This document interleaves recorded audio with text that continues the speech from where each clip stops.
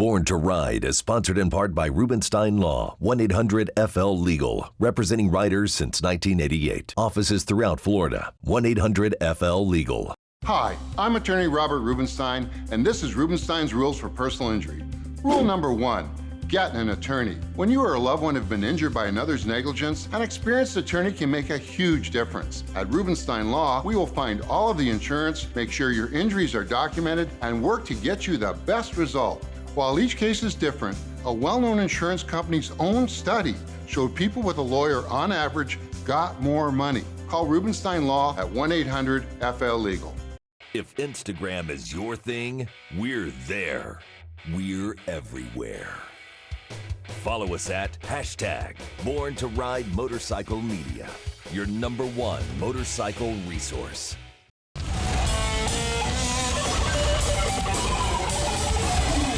Thanks for tuning in to Born to Ride TV, the longest-running biker TV show in the world. This week, it's a look back from the Born to Ride Vault of 25 years. Sidecar Willie's uni-motorcycle A.N.U.S drags. And from the Boss Hogg Radio, an update interview with Willie himself 25 years later. Then, Grammy Award-winning megastar who has sold over 10 million records, Gretchen Wilson, gives us an exclusive interview about her history and success of life and music. All this and more here on Born to Ride.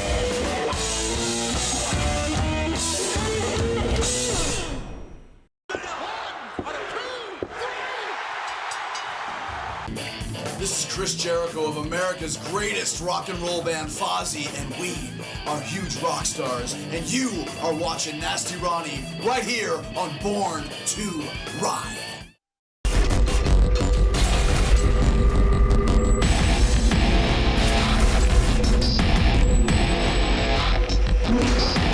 Welcome to the show. We're at one of the hottest, most craziest events here Daytona Bike Week has ever offered, and you got to stick around and watch it. This is the A.N.U.S uni-motorcycle racing. This is Sidecar Willie and Tiny, and then with me on this side is Swamp.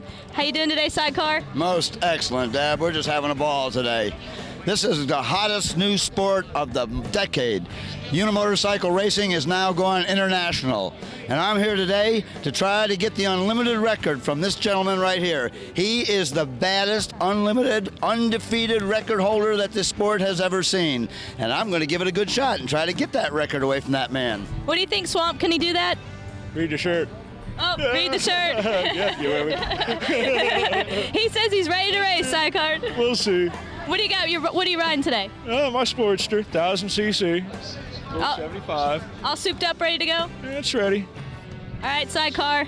You can do it, can't you? Well, I'm going to try it. I've kind of brought old Indian back to race. In the old days, Indian and Harley loved to race together. So this old engine's from 1940, and I'm going to let her try to chase him down the track, see if I can beat him. All right, Swamp, you got your work cut out for you today. That's it. Swamp, how'd you get started in this event? Really, I got started with Willie, man. He built one, and he was sitting there all by himself going, come on, somebody race me. I said, okay. And you met the challenge. Yeah, man. Now, what does it take, a team to help you keep your bike running? Pretty much. I got a good pit crew. You know, there's a bunch of us, and we have a lot of fun with it. You think you're going to keep doing this for a long time? Yeah, until I hurt too bad to do it anymore. Okay. Swamp, good luck to you today. We'll see you down the end of the track, safe and sound. Thanks. You have the inventor.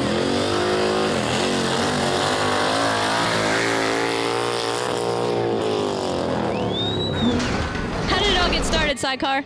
Well, a little too much Budweiser one night. Sat down and said, listen, we got to put some fun back in racing. Racing nowadays is a corporate sport. It's $50,000 machines. The common man can't race anymore. So we needed a sport where a man with a little creativity, $500 in his pocket, could go out there and be a world champion. And that's what's happened here. Today you're seeing the most creative people that I know on the face of this earth out here figuring out how to go 100 foot on one wheel and survive it. Are there commandments to this race? Yeah, there are. We run under 10 commandments. The first commandment is shall race on an unpaved surface. The machine has to be no wider than 4 foot, no longer than 8 foot. Power plants have to be stock and over 5 years old. Keep money out of the sport. Basically what you've got to do is you've got to run down there on one wheel, and you can't touch forward of that axle for that run. Now what we do is we supply these pilots today with 6 hours of time, in which time we keep times on all their runs, and that's how the world records are set.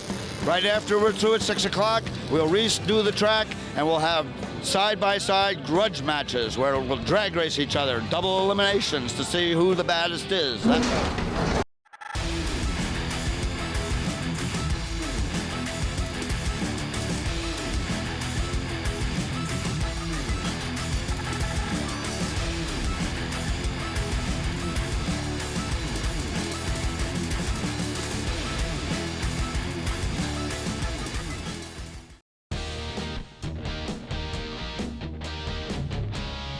The demand for Harley-Davidsons is at an all-time high.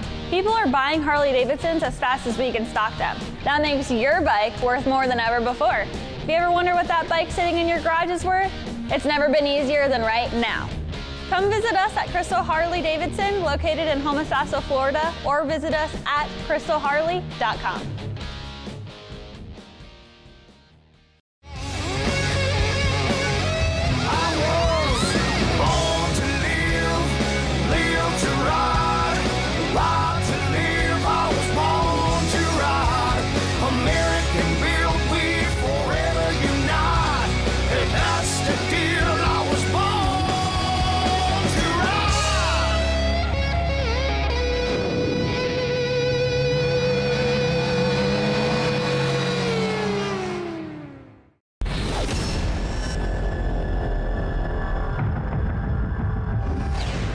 Sidecar Willie, how are you, sir?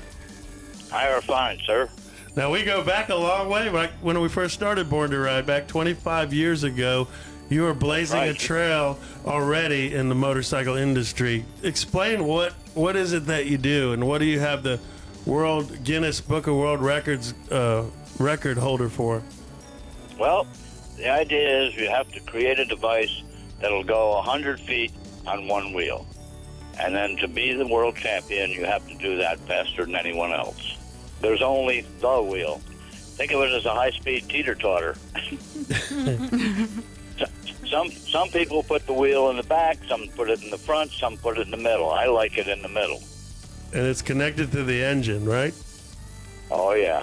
Now, my current machine has 135 horsepower. Whoa. Yeah, so that takes a certain kind of person to get up on that and run it. Yeah, you don't have a lot of steering or brakes or anything like that.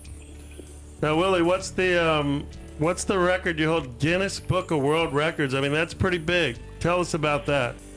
Yeah, I got that back in 2000, and I got that record. I did the 100 feet in 2.88 seconds. Wow. That is quick. Yeah. It's extremely fast. It's like being shot out of a cannon. I was thinking, whether you're strapped in or do you have a seatbelt on there? I mean, no, I don't know. No, if anything goes bad, I want to be in a position crouched like a frog on that thing, so if anything goes bad, I want to get off. Now, this is an internationally known motorcycle event. So tell us, you've been all over the world doing this, right?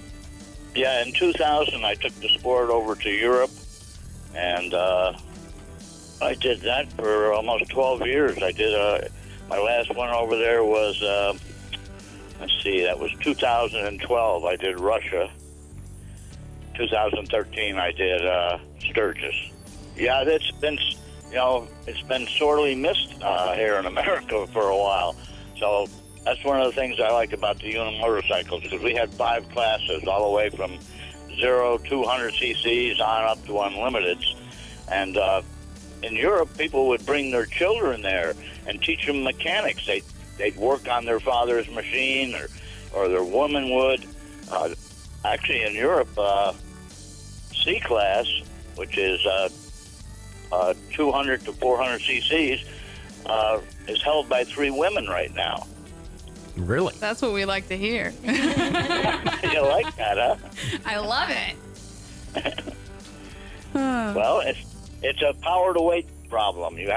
And the thing is, you create this out of your mind. You know, you go to a NASCAR race or something like that, and everything looks identical except for the paint job. But when you go to one of my races, no two machines ever look the same because it's created out of the individual's mind. That is so cool. Willie, remember the show we did, or you did, at the Municipal Stadium in Daytona, and you had about 20 or 30. The Ice Cream Man from Hell had his. I mean, there was all these characters, and they all had these unique, special, their personalities came out in their motorcycles or their uni-motorcycles, and there was guys with, they looked like, some of them had riding lawnmowers. Some of them looked like snowmobiles. I mean, snowmobiles, yeah. The uniqueness and credibility creations that came up. It was so awesome, and we filmed that whole thing, did a big show on it, and I still see those images in my mind. The fun that these grown men were having while they were really competing against each other to win. Well, you're actually competing against yourself because it takes a while to get this right. Once you build a machine, the chances are it ain't going to work right the first time. And so you make minor little adjustments here and there, and you come back and do it again. So you get this wonderful feeling of accomplishment. I promote human potential. I believe that if you give people a problem, they'll solve it. It took me... When I went after the Guinness World Record, it took me 5 years to get it. And then now Russia has the world record, and it took them 6 years to get it. But when you get on this problem, you got to just stay on it until you accomplish what you want to do. I've got my latest unicycle is a YZF 600R, 135 horsepower, 14,000 RPM. Wow. And it's on an ATV tire. That's so cool. Tell us a little bit more about that. How did you come up with that concept? Well, the trick is to keep lightening the machine. You have to lighten it. And the other thing is you have to figure out how you're going to land this thing, because when you take off, it comes up like a snake. I mean, and there's two skis up. Well, you got two devices in the back. I use the tips off of snow skis, okay? But the machine rears back on like a set of wheelie bars. And then when you get to the 100 foot and you roll the throttle off, the front end wants to slam down. Well, that's where it gets real dangerous, because if that machine hesitates for even a second, it'll throw you a long way. I was in Switzerland in 2004. I broke 7 ribs, a collarbone, and collapsed my lung. Oh, geez. So what I was going to ask you is, I know motocross, they pick their lines and they look in the dirt and this and that. So it's the green flag's about to drop, and it's going to be 2 or 3 second ride. What are you thinking? I mean, what do you need to accomplish when the flag drops? I'm trying to get all the traction to the wheel. That's what I'm trying to do. I want to come out of the hole as hard as I can. And that's done with body position. Sometimes I'll crawl right up over, almost on top of the motor in the front, and use that transfer of power so it comes down right to the wheel for traction. But then you have to get to the back of the machine within 2 seconds, because when the front end comes down, you don't want to be up front. You want to be on the back. So you're kind of just climbing all over the machine, trying to keep it under control. If you like adrenaline, this is the only thing to do. It's 130 plus horsepower on a unicycle. That is so cool. The way he's describing it about having to move your body to the front versus the back reminds me almost of surfing. You know, how they position their weight and you move from the front to the back to get different things and to ride the wave and everything else. That is so cool. A lot of body English. Yeah, and they could go to borntoride.com or our YouTube channel, and if they type in uni-motorcycles or the A.N.U.S drags, I believe that episode is up there. Yeah, A.N.U.S drags is on there. I just looked at it yesterday. Oh, so it is up there. So people, listen here. You could check out exactly what we're talking about. And Willie, we can't thank you enough for calling in today and being a part of Born to Ride Radio on Boss Hogg Network, and we are so looking forward to seeing you and you know. Well, Ron, I hope we can come up with somebody that wants to get the record back for America. Well, let's plan that. Let's look for someone that can do that. Maybe Skylar will do it. Yeah. Why are you volunteering me for things? Because you're the Unchained Angel. You can do anything.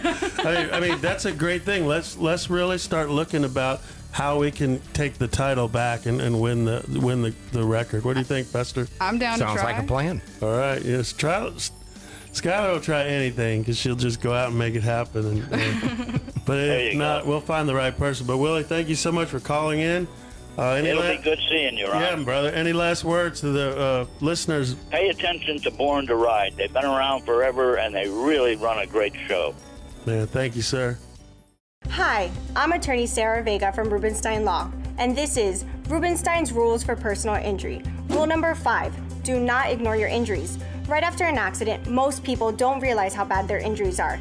Injuries can get worse over time. Early medical treatment is crucial. Beware of clinics that treat only your neck and back. What about your knees, shoulders, head, and other injuries?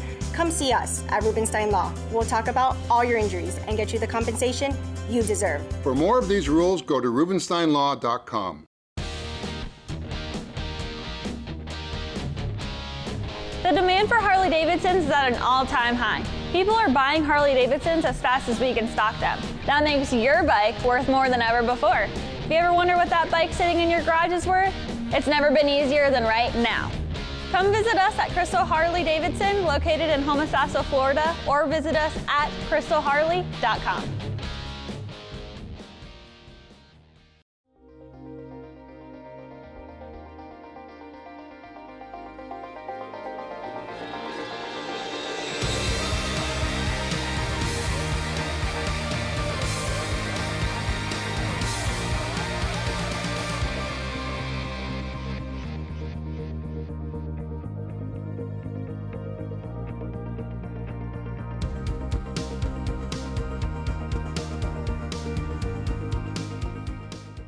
Born to Ride is sponsored in part by Rubenstein Law, 1-800-FL-LEGAL, representing riders since 1988. Offices throughout Florida, 1-800-FL-LEGAL.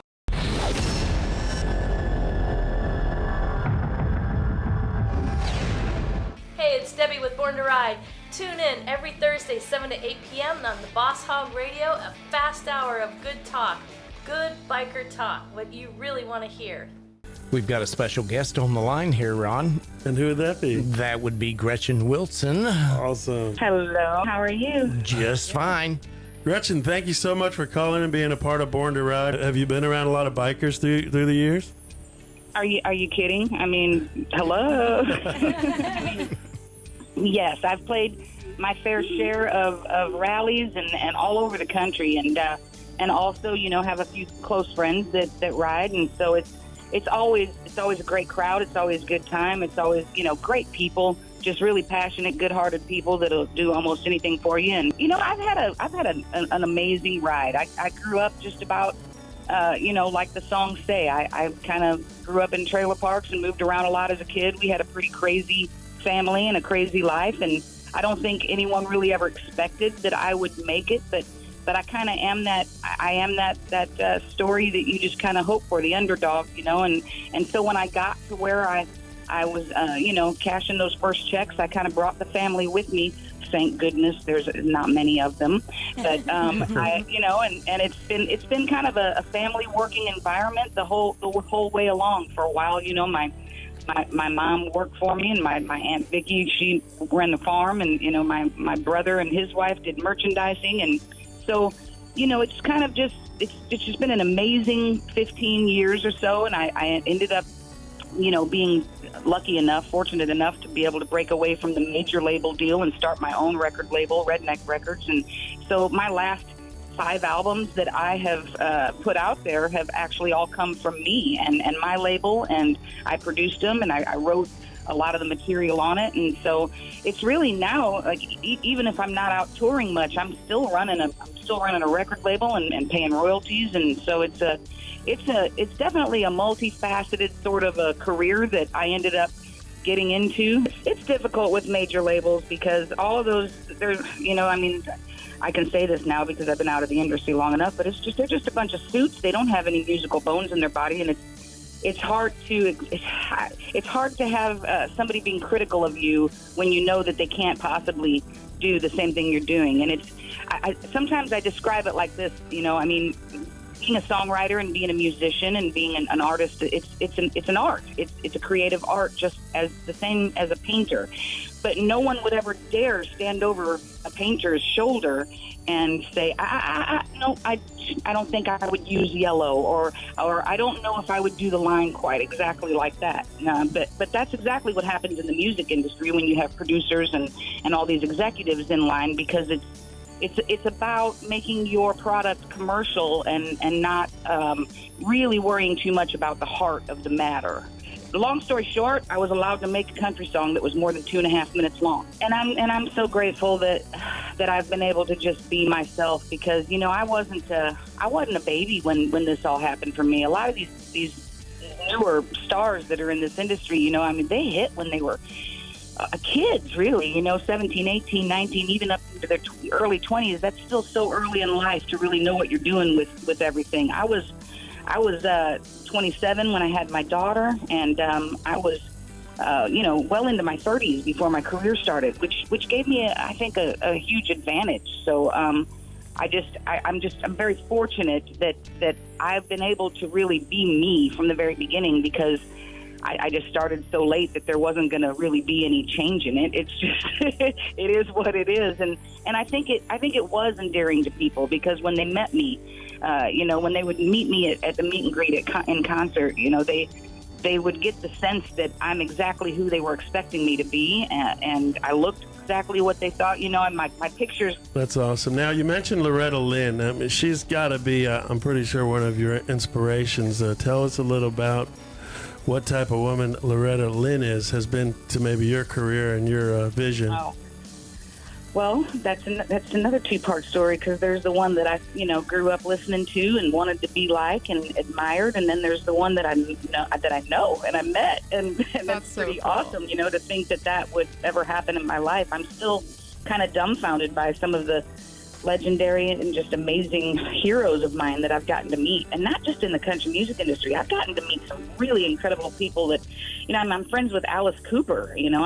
How bizarre! I never really thought, when I was 16 and I went to an Alice Cooper concert, that I would ever meet that guy ever, and he's really just an awesome dude. But my mom says that I was singing Loretta Lynn songs around the house before I was actually speaking even intelligible full sentences. So it goes pretty far back. My relationship with loving Loretta Lynn and Tanya Tucker and Tammy Wynette and Patsy Cline, and I was raised on all of those women who just kind of said it like it is. And I think that was just, not only was I raised on that kind of music, but I was raised around women who acted like that. The women in my family ran things. The men thought they did, but the women actually ran everything. And there was always just this sidebar between the women. After the man would walk out and shut the door, it'd be like, oh, well, but we know what's actually happening, Well, it just, everything just stayed a little more peaceful that way, and so we all just got used to it. But I was just raised around, no nonsense kind of women. I heard them on the radio. I heard them on the at home on the stereo, and I was around them. So it was kind of almost just destiny that I would turn out to be outspoken. And quite honestly, I was turned down by every label in Nashville at least once. Sony turned me down twice. It was the third time that I went to see Sony that they actually signed me, and so it was a hard struggle. But I was just determined, and that kind of just goes back to the question that you had a few minutes ago, and that's like how strong do I have to be and how determined? A lot stronger and a lot more determined than most of the men, and a lot more than you think. But it will pay off. Redneck Woman, Stories from My Life, landed on the New York Times best-selling list. Tell us about the book. I was touring. Things were very hectic. My daughter was young. She was sometimes touring with me and sometimes not. So it was a very kind of a chaotic sort of a lifestyle at the time. My touring life was kind of split between, being a mommy out there, and the only time that I was Gretchen Wilson, the artist, was really when I was on stage. And then when she would stay home, and being registered in school and that sort of thing, then it was kind of a crazy lifestyle out there. And so, here's the main thing. When I first started touring, one of my first shows that I ever got to work and people that I got to tour with was Kenny Chesney.